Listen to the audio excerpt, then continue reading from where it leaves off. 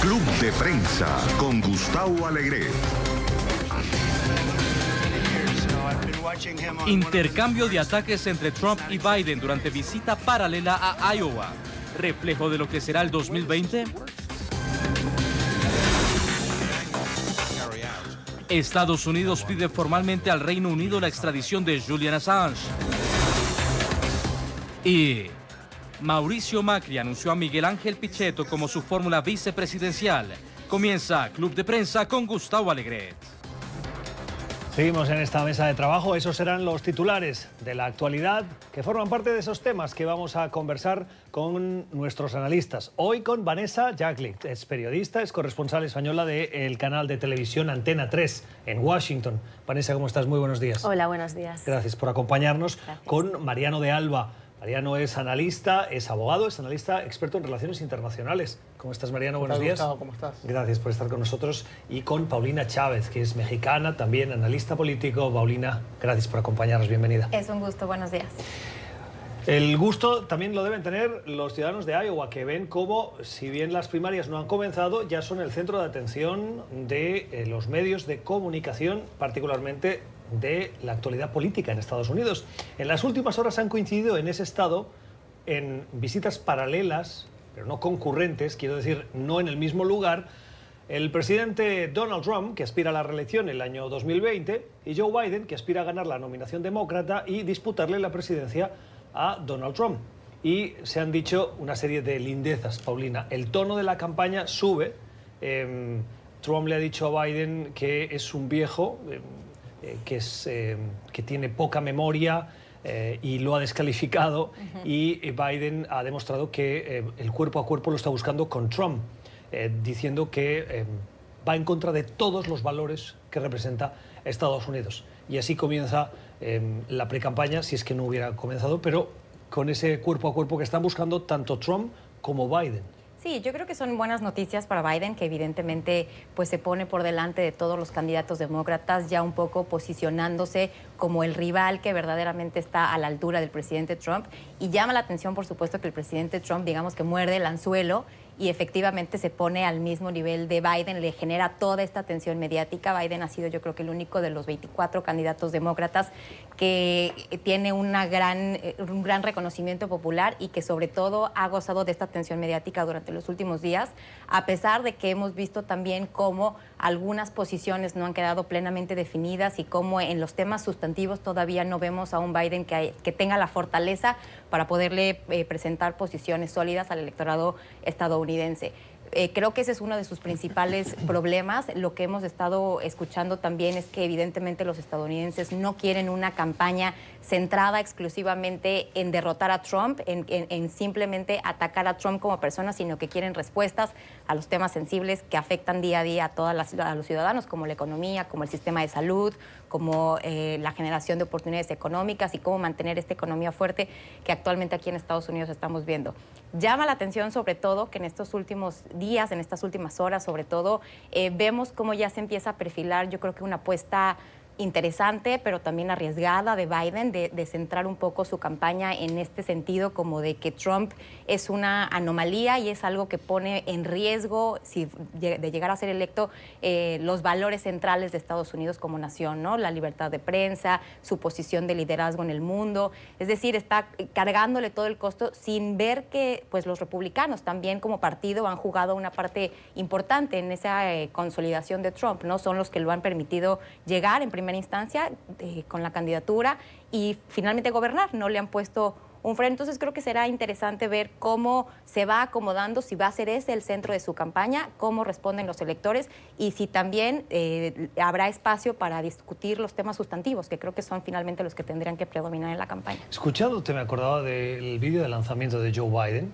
en el que pues, él presentaba su candidatura como la necesaria recuperación de los valores de este país y precisamente iba en esa misma línea, en la de situar en las antípodas de ese discurso al presidente Trump, particularmente con el episodio de la violencia en Charlottesville, en el que un grupo de supremacistas blancos reivindicaron determinadas políticas, fueron confrontados por ciudadanos estadounidenses que se oponían a ese punto de vista y al presidente, los equiparó moralmente, lo cual fue motivo de duras críticas. Esos episodios acabaron con el atropello por parte de uno de esos miembros del grupo supremacista blanco, de un grupo de manifestantes, y con la muerte de uno de ellos, ¿no? Mariano. A ver, yo creo que esto no es sorpresa, ¿no? Lo que está ocurriendo, todas las papeletas las tiene Joe Biden para ser el candidato del Partido Demócrata, y por eso Trump, creo yo, está tratando de... ¿Realmente crees que sí, que va a ser Biden? Sí, yo creo que por ahora las tiene, y al punto que iba es que Trump ve eso y está tratando de ganar tiempo y empezar a atacarlo, ¿no? Quizás también con la esperanza de que los demás candidatos del Partido Demócrata también se enfrasquen en atacar a Joe Biden para tratar de debilitarlo y que surja alguno de ellos como la alternativa real.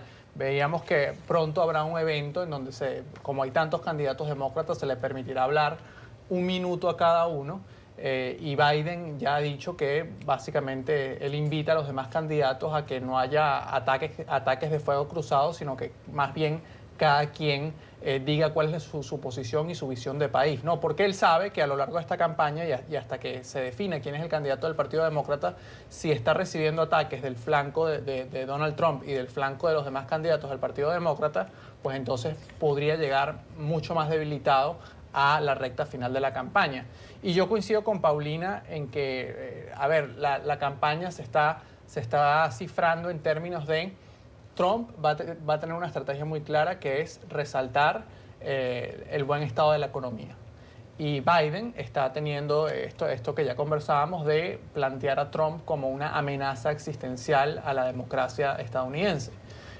Yo creo que eso, coincido con Paulina en que no le va a ser suficiente a Joe Biden. No creo que la mayoría del electorado estadounidense se decante. Por ahora en Estados Unidos no es tan claro los peligros de la erosión de la democracia como para que una mayoría sustancial, no solamente demócrata, sino de todo el país, vote teniendo eso en cuenta, teniendo eso como su factor principal. Yo creo que Biden va a tener que luchar contra eso y va a tener que llevar la campaña a un terreno donde le haga frente a Trump en respuesta de temas sustantivos, fundamentalmente el tema económico, en donde Trump pues tiene esa carta con la que parte con ventaja.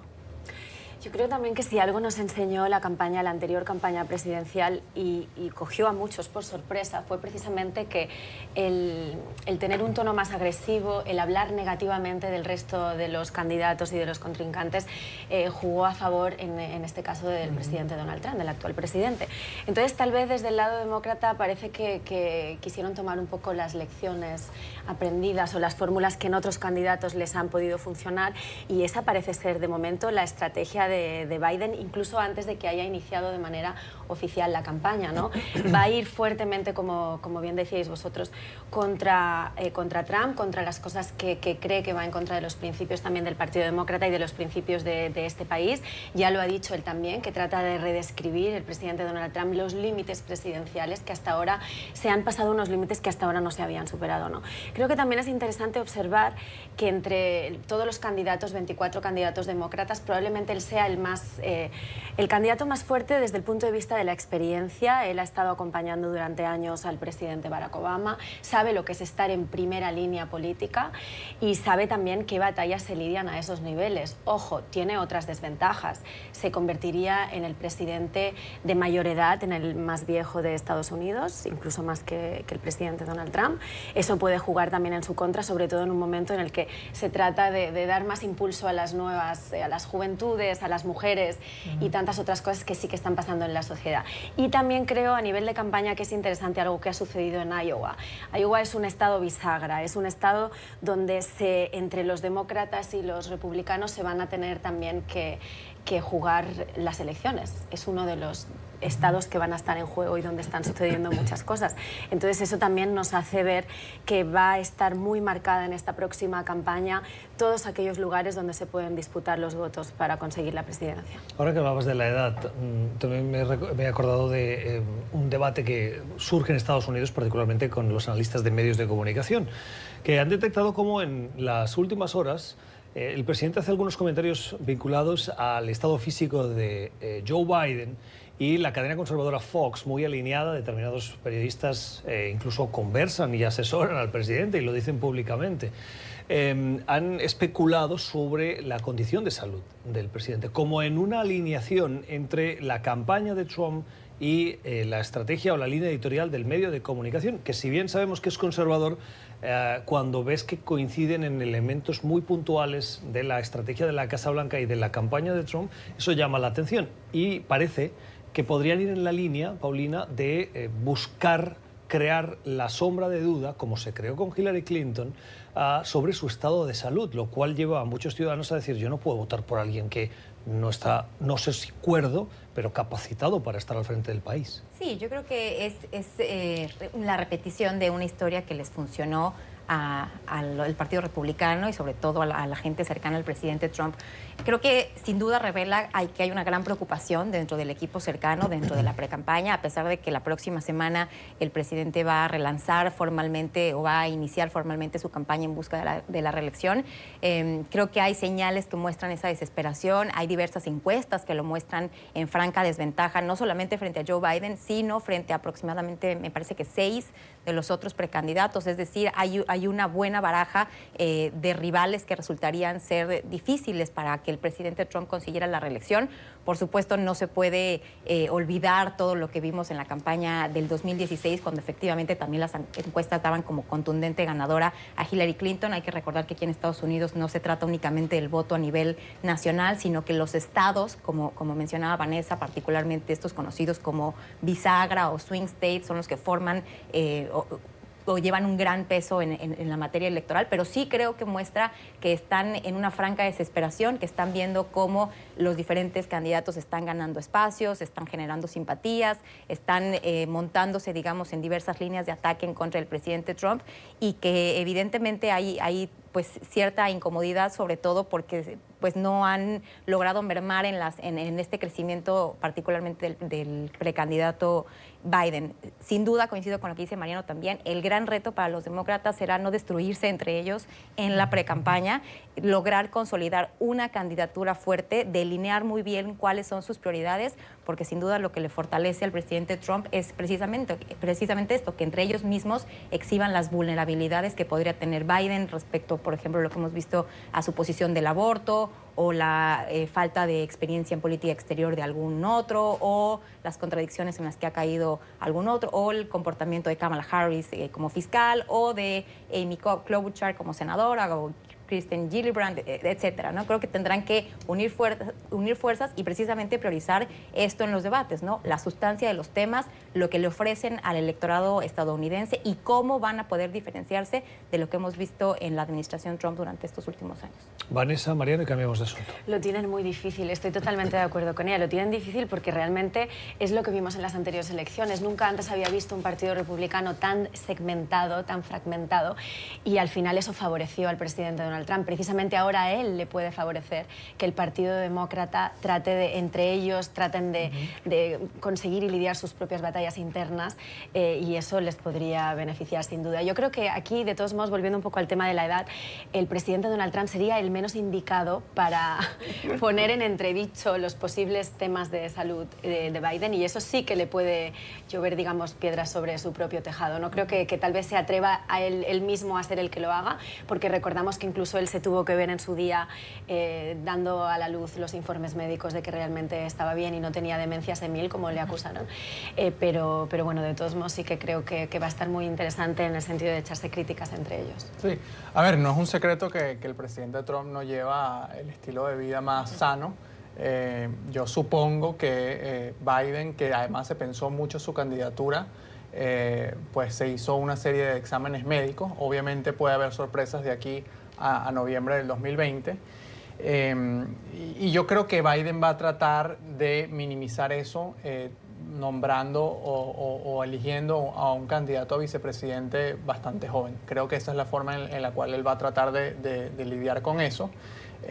Y luego, con respecto al otro tema que comentaba Paulina, que es el tema central de la campaña, que es suficiente para derrotar a Trump el hecho de que sea una amenaza existencial a la democracia, el hecho de que esté en el ambiente todo lo que sucedió alrededor de la trama rusa. ¿Es suficiente eso?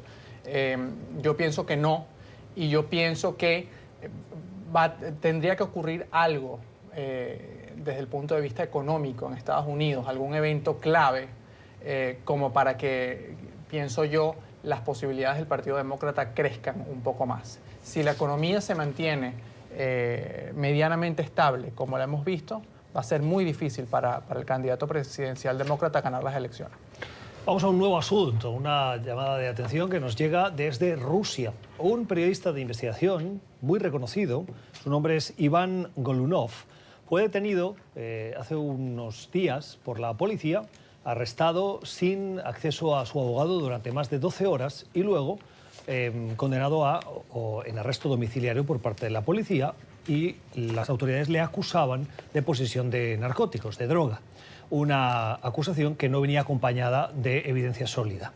Los medios de comunicación en Rusia, saben que Rusia, la relación entre los medios y particularmente el Kremlin y Vladimir Putin no es que sea una relación de libertad, más bien hay una carencia de libertad de expresión en Rusia, particularmente impulsada por Vladimir Putin.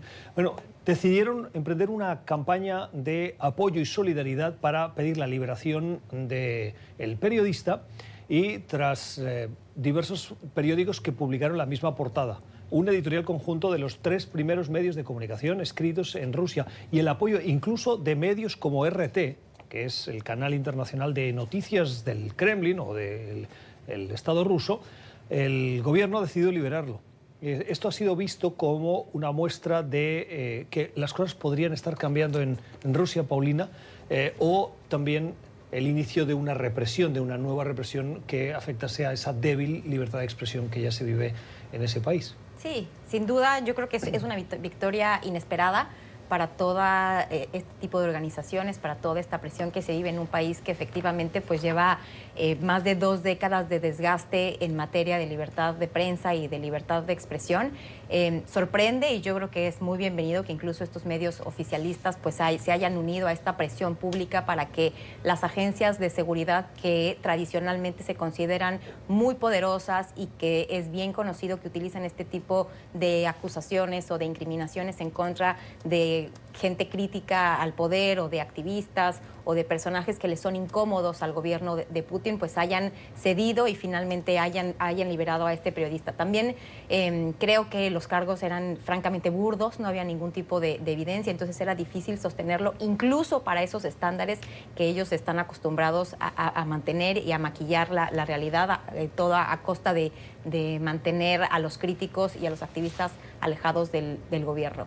Yo creo que es una buena señal, me gustaría enfocarme en ese sentido. Creo que puede ser, digamos, que una pequeña luz de esperanza en el sentido de que las cosas en Rusia, si bien pueden tomar todavía mucho tiempo para regresar a esta normalidad democrática y a una libertad de expresión plena, pues nos indica que, aunque sea poco a poco, los cambios siguen avanzando y se están llevando a cabo, ¿no? Creo que sin duda es la parte que vale la pena destacar. Y también hay que decirlo que el presidente Putin pues viene de un desgaste en la opinión pública, así que seguramente este es uno de los elementos que también utilizó para medir esa sensibilidad que se estaba generando, esta oposición, y pues de alguna forma darle un poco de oxígeno a esta presión que había estado recibiendo en los últimos días. También es aquello de que puedes crear tu propio problema y luego aparecer como que el que lo libera, ¿no? Claro. Y salir reforzado frente a unas críticas que precisamente lo que hacen es subrayar la ausencia de esa libertad de expresión. A mí me gusta más esa tesis. Yo pienso que pudiese ser un juego del Kremlin, tratando en cierta forma de medir las aguas.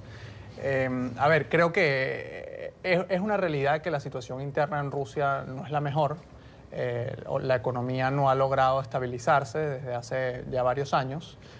Sin embargo, Putin sigue siendo el hombre fuerte de Rusia y obviamente en un par de años estará abierta la pregunta de quién lo va a suceder. Creo que eso todavía no se ha definido. Hay que ver, es curioso esto que tú mencionas de que el propio canal RT pues defendió al periodista. Hay que ver, pienso yo que estamos en un momento quizás de transición en la política interna rusa, donde pues la sociedad civil se está tratando de rearmarse, están viendo a qué dirección va a agarrar el país en los próximos años. Y esto es quizás un intento, un globo de ensayo por parte del gobierno de Rusia a los efectos de medir qué tan organizada está esa necesidad de libertad de expresión dentro de Rusia. Si realmente esa ha sido la estrategia y esa es la jugada, no creo que hayan convencido tanto al resto del mundo. Creo que en este tema es súper importante ver cómo el apoyo mediático, no solo dentro de Rusia en este caso, sino el apoyo internacional en el resto de países, los activistas y la fuerte presión que se realiza dentro y fuera del país. Y esto lo digo porque no solo son casos que están sucediendo en Rusia, que están primando la libertad de expresión y atacando directamente a periodistas. Lo estamos viendo y lo estamos contando todos los días en el resto del mundo. Creo que ese es el mensaje también fundamental, que se entienda, que se sepa que la presión muchas veces va a estar por encima de todas estas decisiones que se puedan tomar, que atenta contra la libertad de expresión, pero en muchos casos contra la vida de personas que están intentando dar a conocer lo que sucede.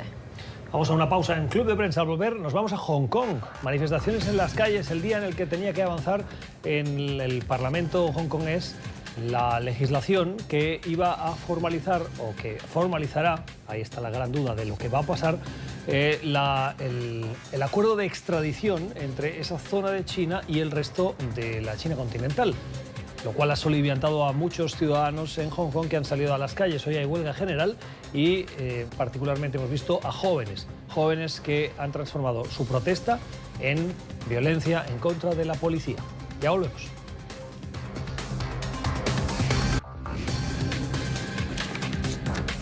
Siguen revueltas las calles de Hong Kong. Han salido a esas calles a protestar miles de hongkoneses que están en desacuerdo con una legislación que quiere aprobar el gobierno de ese enclave que, como recordarán, en 1987 dejó de ser colonia británica para volver en un paulatino proceso de décadas al control chino, pero que en ese proceso mantenía su idiosincrasia judicial, política, y que es un abismo, supone un abismo respecto a lo que hoy pasa en China, donde no hay separación de poderes, donde el debido proceso no se respeta, donde no hay libertad de expresión ni libertad de prensa, etc. Y todo eso sí se puede vivir y gozar en Hong Kong. El gobierno hongkonés está intentando aprobar una legislación que además goza con el visto bueno de China, y es el de permitir la extradición. Hasta ahora no había un proceso de extradición entre esas dos zonas del mismo país, si bien con esas diferencias o idiosincrasia, y esa legislación hace temer por el futuro de los derechos de los hongkoneses. Vanessa.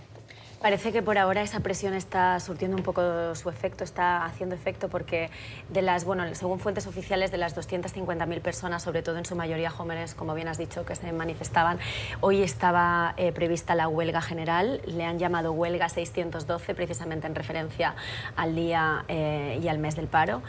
Y como decíamos, parece que está haciendo bastante efecto toda esta presión, sobre todo internacional, porque está abriendo todas las portadas de todos los medios de comunicación. Lo veíamos incluso ayer en el New York Times, y de hecho se sigue informando del tema, pero ya no solo por la paralización que ha supuesto a nivel legal la propuesta de ley de esta posible extradición directa a China, sino por además otras cosas que están pasando de manera paralela. Ya no son solo jóvenes, son personas de todos los perfiles las que están saliendo a las calles para protestar. Veíamos a multitud de familias, jubilados, personas que están luchando también por los derechos que ha costado tanto conseguir. Y por otro lado, que me parecía también interesante resaltar, es que la presión es tan grande que están acudiendo obviamente a nivel de cobertura a todos los medios de comunicación internacionales, y precisamente se está contabilizando heridos por alguna de las medidas que se están tomando para tratar de paralizar un poco lo que está sucediendo en las calles, con gases lacrimógenos. Lo contaba, por ejemplo, hoy la corresponsal del País. Ha tenido que parar de escribir durante unas horas porque tenía afectados también los ojos, lo leíamos en la prensa, ¿no? Entonces, bueno, lo que decíamos es que la convocatoria es hoy, pero lleva ya 3 días en marcha, han salido a las calles y cada vez ganan más fuerza, y parece que vamos a seguir contando lo que está sucediendo allí, pero de momento la presión ha funcionado porque parece que se ha tomado la decisión de paralizar esta propuesta de ley. Dos elementos que ayudan al contexto. Uno, China dice que hay injerencia internacional externa en esas movilizaciones en Hong Kong y pide que no se metan. Dos, el gobierno británico, no sé si haciendo oídos sordos a lo que dice China, pero es relevante lo del gobierno británico porque fue colonia británica, ha dicho que el gobierno de Hong Kong debería ser sensible a esas demandas de la sociedad hongkonesa. Sí, creo que es un proceso bastante interesante porque justamente la ley es importante, pero creo que el trasfondo de todo esto, lo que está en juego es qué tanto más se acerca Hong Kong a las solicitudes de China, ¿no? Del gobierno del Partido Comunista Chino. Recordemos que Hong Kong, como tú bien decías, es una región administrativa especial de China con una serie de protecciones e independencias. Y yo pienso que aquí lo que estamos viendo al final del día es hay una protesta popular muy importante que, como decíamos, no solamente son los jóvenes, sino inclusive también, quizás de forma más callada, también son los negocios que quieren seguir teniendo las libertades que tienen en Hong Kong, pero tampoco quieren molestar al Partido Comunista Chino. Y entonces estamos en una especie de termómetro, ¿no? ¿Hasta dónde llega la represión? Yo supongo que el gobierno de Hong Kong, que últimamente ha sido más cercano al Partido Comunista Chino, está tratando de medir hasta dónde llega, porque si se le va la mano también pudiese generar un efecto en cadena donde haya también una reversión de ese acercamiento a China. Pero en este momento lo que está planteado es básicamente una batalla campal en las calles de Hong Kong, donde ya inclusive las fuerzas de seguridad amenazan a los que están protestando con retirarse, porque si no dicen que se van a arrepentir.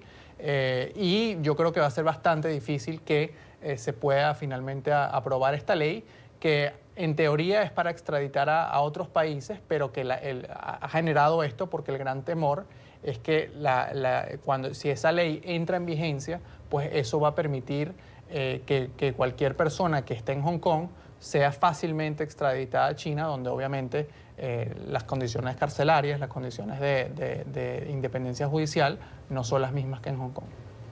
A mí me llama la atención, sin duda es un tema interesante, pero estamos hablando de estas manifestaciones multitudinarias, alrededor de 1 millón de personas, las imágenes que empezamos a recibir las primeras horas de este miércoles en esta parte del mundo, con esta represión por parte con el uso de gases lacrimógenos y balas de goma, etcétera.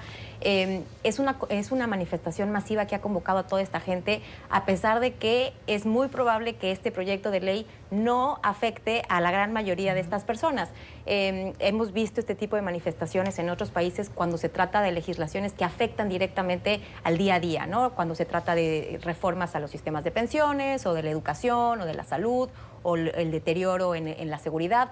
Pero creo que nos habla precisamente de esta gran amenaza que está viendo el pueblo de Hong Kong sobre este sistema que les ha funcionado y con el que de alguna forma ellos se sentían complacidos, este sistema de un país y 2 gobiernos, y la posible violación a esta cierta autonomía que se les ha concedido. Evidentemente, está por ahí el fantasma de lo que mencionaba Mariano, de este sistema judicial en China, que pues es conocido por no ser precisamente el más transparente, el más expedito, el que también apunta a los críticos del régimen, el que violenta los derechos humanos y las garantías de las personas que han expresado su oposición o disenso hacia el gobierno chino. Entonces creo que nos llama la atención eso, que a pesar de que no es algo que afecte directamente el día a día de los ciudadanos, los ha convocado porque ven en esto una profunda amenaza. Creo que es valioso porque efectivamente la presión ha funcionado, ha por lo menos pospuesto la discusión de esta ley, en la cual pues, los que la apoyan señalan que lo que quieren evitar es que Hong Kong se convierta pues, en como refugio de criminales, pero que sin duda no es algo que esté convenciendo a la población de Hong Kong. Para que tengan una dimensión de la cantidad de gente que ha salido a la calle, en Hong Kong viven hoy un poquito menos de 7,5 millones de ciudadanos. 1 millón, es decir, 1 de cada 7 han salido a las calles. Esta es una proporción extraordinaria, estratosférica de lo que son manifestaciones masivas. Es decir, que 1 de cada 7 salgan a las calles quiere decir que el rechazo de la sociedad hongkonesa a esa ley es abrumadora. Aunque decíamos, perdón, que las fuentes oficiales están diciendo que son 250.000. Esto siempre sucede en todas partes, ¿no? Fuentes oficiales dicen bueno, una cosa. Pero la fuente oficial, ¿cuál es? La del gobierno, ¿no? Bueno, efectivamente, en este caso es la policía, pero bueno, sí. No, y creo que para la anécdota, la coincidencia que estas protestas se dan muy cerca a la conmemoración de los 30 años de la masacre de Tiananmen en China, donde obviamente hubo protestas estudiantiles muy importantes que fueron reprimidas salvajemente, y a dónde fueron a parar muchos de esos disidentes en China desde ese año, en Hong Kong. Entonces, Hong Kong se ha erigido como una especie vamos a decir, de isla o de refugio para la disidencia china, y yo creo que al final esa es la discusión, ¿no? La discusión es que el gobierno de Hong Kong actual está tratando de acercarse más, obviamente por consideraciones económicas, al Partido Comunista Chino, pero la sociedad de Hong Kong valora mucho el sistema que ellos han erigido a lo largo de muchísimos años, y está tratando de luchar en contra de, pues, acercarse a China, y quieren preservar esas características que ellos tienen. Vamos a cambiar de asunto. En Argentina, por hablar de temas un poquito más cercanos, Mauricio Macri comunicó o anunció a quién quiere como su fórmula vicepresidencial para las elecciones que se van a celebrar este año. La noticia sorprendía por dos motivos, dos elementos. Ayer lo hablaba con un experto en política argentina.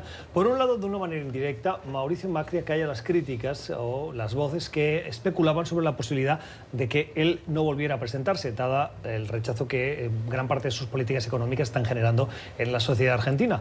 Mauricio Macri no tira la toalla, pero no lo anuncia directamente, sino que lo hace indirectamente, apostando por Miguel Ángel Pichetto. ¿Quién es Pichetto? Pichetto es una figura que, y ahí viene la gran noticia o la noticia sorprendente, una figura del peronismo.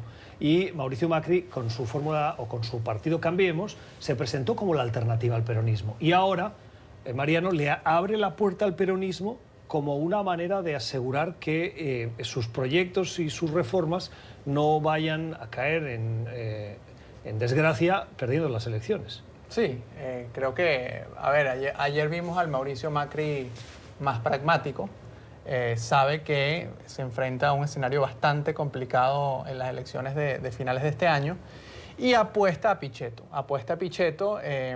Que yo pienso que tuvo que tragar grueso, no solo Macri, sino Cambiemos, porque recordemos que Cambiemos salió a la palestra precisamente como para tratar de erradicar el peronismo, ¿no? Inclusive en las últimas horas circuló un propio video de Macri en una entrevista con un periodista donde decía, bueno, como diciendo, ¿quién es el que siempre está ahí en el Senado, en la cúpula, el que sea lo que sea, el que si gana Scioli va a seguir manejando los hilos del poder? Pichetto. Entonces, Pichetto es una persona del establishment de la política argentina, del peronismo, y que Macri lo elige como su fórmula, porque sabe que la jugada de Cristina Kirchner fue una jugada interesante, en donde ella se guarda como vicepresidenta, tratando también de recoger ese descontento por la crisis económica que vive Argentina. Entonces, ahora vamos a ver cómo le resulta eso a Macri.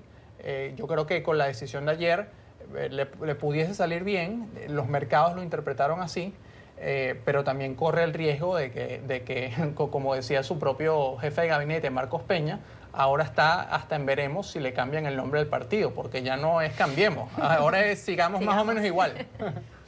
Bueno, dos elementos también para consideración. Uno, Pichetto forma parte del peronismo, pero es una figura moderada. Y Cristina Fernández de Kirchner, Paulina, ella es consciente de la profunda división que genera. Y precisamente por ese riesgo de división, ella sabe que no le conviene ser la candidata a presidenta, sino que se presenta como candidata a vicepresidenta, permitiendo a Alberto Fernández ser una figura que aglutine más ese peronismo que ella aspira a que le devuelva al poder.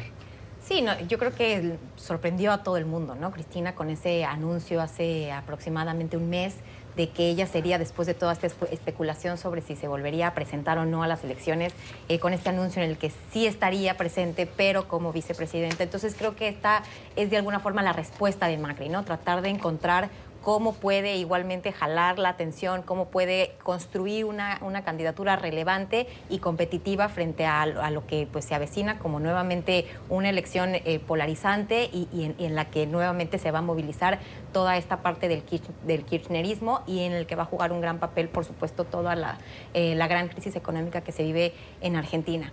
Hay que destacar que yo creo que es una apuesta interesante, sin duda alguna. Creo que igualmente es una solución creativa para tratar de ampliar su base electoral, integrar a más sectores de la población a esta coalición, pero por supuesto que hay una contradicción ahí, porque vemos a un candidato o un personaje que ha pues detestado francamente al peronismo y ahora pues integra a uno de sus líderes más emblemáticos a su coalición. Creo que es una apuesta inteligente, creo que es una apuesta interesante. No sé qué tanto le vaya a resultar o qué tantos votos les vaya a aportar, porque precisamente es un personaje que no es un kirchnerista, que está francamente distanciado de Cristina Fernández y su movimiento, y es un peronista que ideológicamente pues sí también está más cercano a Macri, ¿no? Un poco más cercano al conservadurismo que él ha representado. Entonces, creo que se va a poner muy interesante la elección y por supuesto que tendremos que mantenernos pendientes porque ha sido un movimiento sin duda que va a seguir dando de qué hablar. Vamos a dar una pausa en Club de Prensa. Al volver hablamos de Irán con una doble dimensión. Se está produciendo una visita histórica, la del primer ministro japonés Shinzo Abe, que ha llegado a Teherán, donde va a mantener reuniones de alto nivel con el régimen, y por el otro, Benjamin Netanyahu, que tiene elecciones próximamente, en septiembre, y que vuelve a utilizar el fantasma de Irán para ponerse al frente de la defensa del Estado de Israel. ¿Le saldrá bien la jugada? Ya regresamos.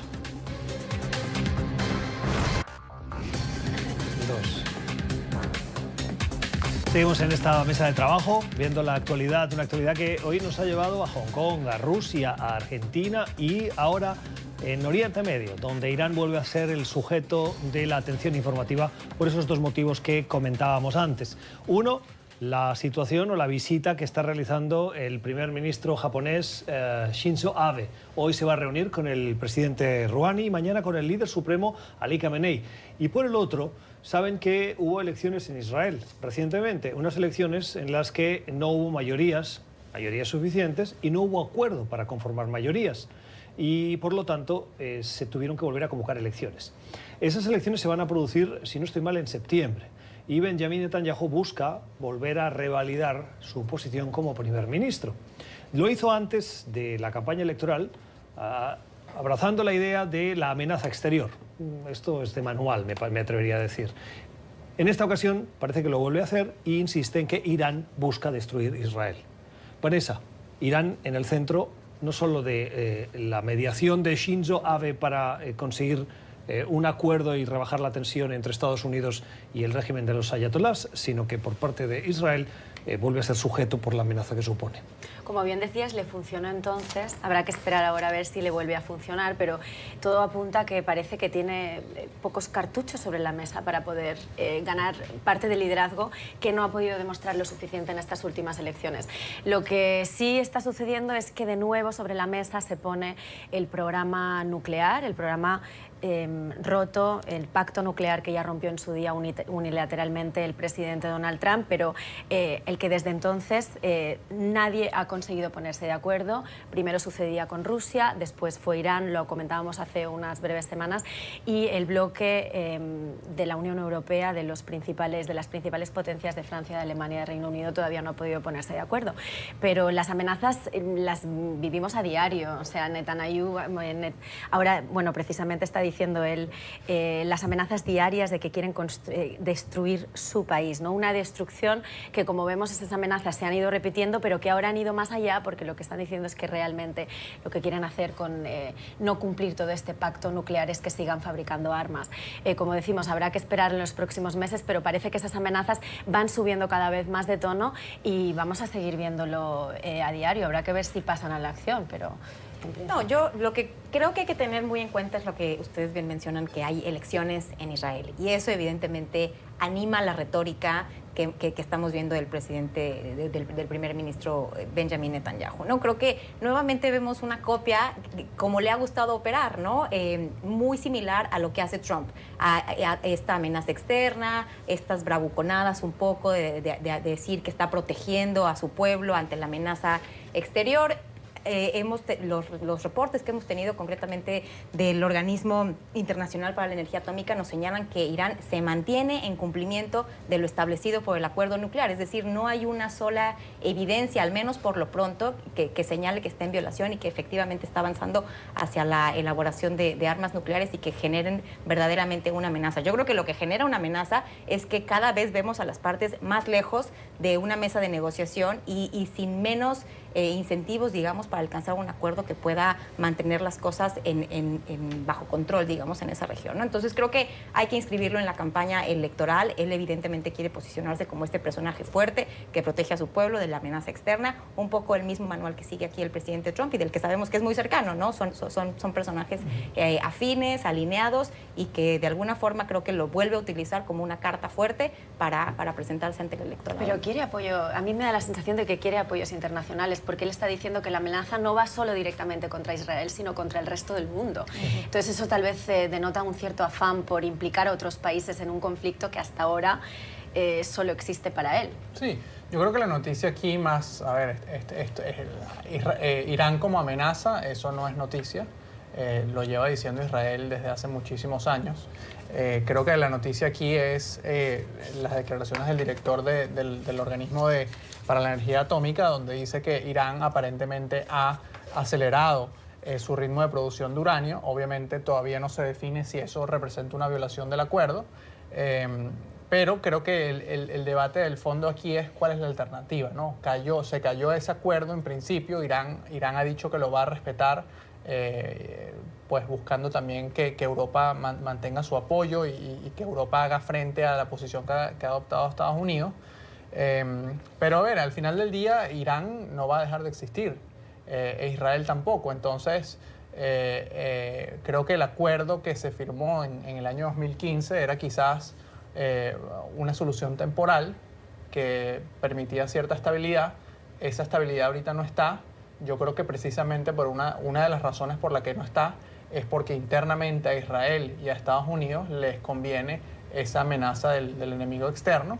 Pero al final del día, pues es una situación bastante delicada que si se sale de control pudiese cobrar las vidas de millones de personas. Entonces, al final del día yo creo que esto va a ser el pan de cada día, pero creo que lo grave es que no se ve o no se vislumbra una situación en donde Israel e Irán puedan convivir en la misma región.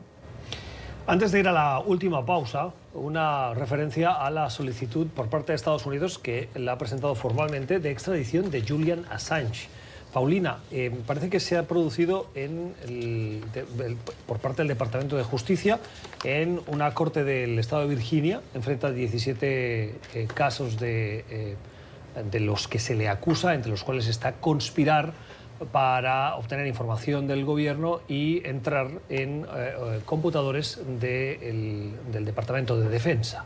Sí, creo que no hay sorpresa aquí, era lo que se esperaba que ocurriera una vez que Julian Assange fue desalojado de la embajada en Ecuador, en el Reino Unido. Creo que era evidente que Estados Unidos, el Departamento de Justicia, iba a tratar de acelerar lo más posible esta extradición a los Estados Unidos. Creo que hay que destacar que en un principio se le procesó, o el cargo que se le fincó fue el haber ayudado a Chelsea Manning a hackear en los servidores para esta violación como este delito cibernético, y no necesariamente por haber publicado los cables secretos de la CIA, ¿no?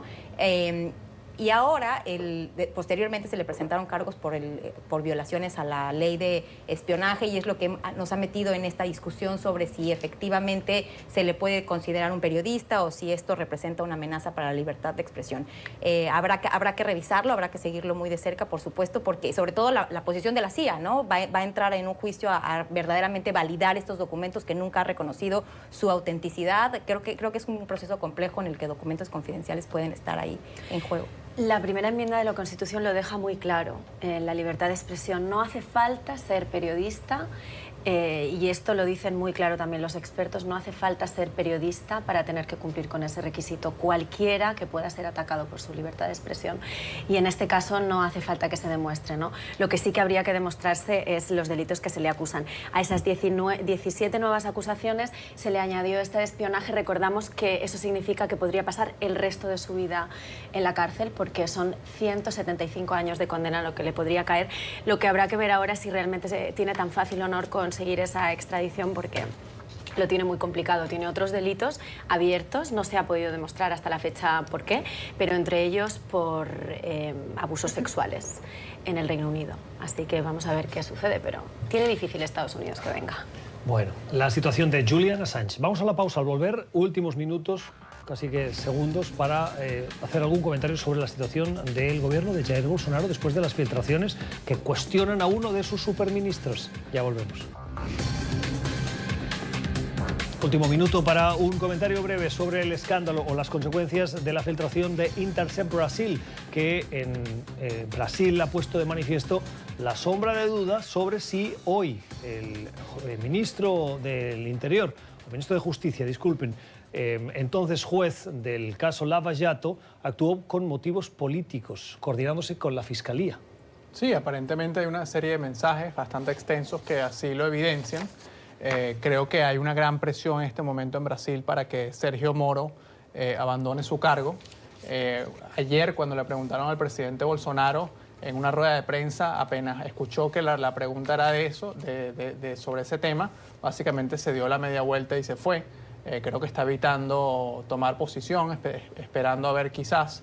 La otra gran arista de esto, que la primera es si renuncia o no Moro, creo que va a aumentar la presión para eso, es ver qué va a pasar con Lula, ¿no? Porque si efectivamente todo esto fue parte de una campaña, va a aumentar también la presión para que Lula sea puesto en libertad. ¿Crees que saldrá Lula de la...?